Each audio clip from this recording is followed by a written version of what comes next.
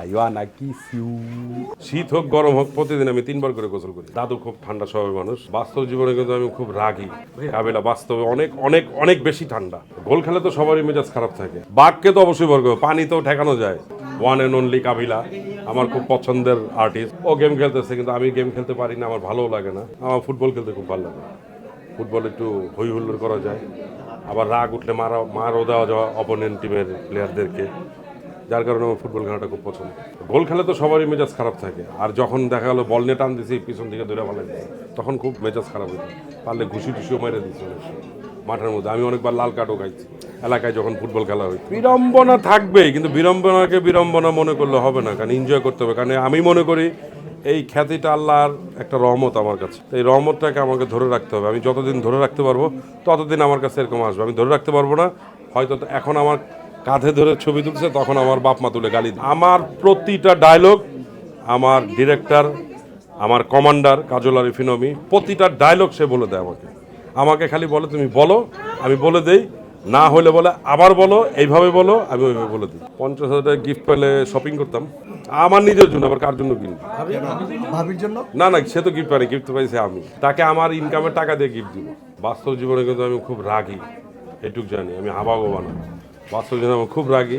এর জন্য আমি সবাইকেই বলি, আমার দর্শক যারা আছে, আমার ভক্ত যারা আছে, সবাইকে বলি যে আমার জন্য একটু দোয়া করেন, আমার যেন মাথা একটু ঠান্ডা থাকে, আমার জন্য রাগটা কমে যায়। কারণ রাগ আসলে আল্লাহ তাআলাও পছন্দ করে না, কিন্তু কেন জানি আমার সাথে সবসময় শয়তানি করি। আমার সব একটাই চাওয়া দর্শকদের কাছে, যে সবাই আমার জন্য দোয়া করবেন, আমার জন্য রাগটা কমে যায়, মাথা যেন সবসময় ঠান্ডা থাকে। কাবিলা আপনারা স্ক্রিনে যা দেখেন যেরকম, কাবিলা বাস্তবে একদমই ঠান্ডা স্বভাবের মানুষ।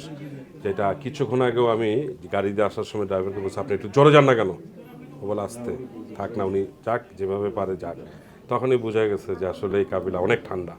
কাবিলা বাস্তবে অনেক অনেক অনেক বেশি ঠান্ডা, চুপচাপ। শীতে সবচেয়ে বেশি কঠিন লাগে ভোরবেলা যখন, মানে সকালবেলা যখন উঠে ওয়াশরুমে যে পানিটা গায়ে লাগে, এরকম কাঁপানি দিয়ে উঠে। যদিও এখন তো আধুনিক যুগ, একটু গিজার আছে, একটু গরম রাখে, তারপরেও সব লাইনে তো আর গিজার থাকে না, তাই না? যে কিছু কিছু লাইনে কিন্তু গিজারের লাইন থাকে না, ওখানে ঠান্ডা পানি বেড়ায়, তখন খুব খারাপ লাগে। পানি, বাঘকে তো অবশ্যই বর্গ, পানি তো ঠেকানো যায়, ঠান্ডা পানিটা একটু কোনো মতে রাখা যায়। বাঘের পাল্লায় বলে খবর আছে, একদম শেষ। সেটা কে বেশি সবচেয়ে দুষ্টামি করে, জাকির নাকি কাবিলা? দুইটাই বেশি দুষ্টামি করে। আর ওরা সারাক্ষণ জ্বালাইতে থাকে, সারাক্ষণ সবাই, মানে কিছুক্ষণ পর পরে খালি টিগার মারে। কি করে আর দাদু খুব ঠান্ডা স্বভাবের মানুষ। যেমন মাঝে মাঝে আমি যেরকম সবাই ডাকি মামা, মামা ডাকি তো আমি, মামা তুমি একটু চুপ থাকো, অসুস্থ হয়ে যাবা। ও মানুষের মতো মানুষ হবে একটা, এইটাই আমার টার্গেট। ও কি অভিনয় করবে, না খেলাধুলা করবে, না রাজনীতি করবে, না ব্যবসায়ী হবে, না ডাক্তার ইঞ্জিনিয়ার হবে, ওটা উপর আল্লাহ সেট করে দেবে। আমার একটাই চাওয়া আল্লাহর কাছে, আমার ছেলে যেন মানুষের মতো মানুষ হয় এবং খুব ঠান্ডা স্বভাবের হয়। শীত হোক গরম হোক প্রতিদিন আমি 3 বার করে গোসল করি, এটা আমার অভ্যাস।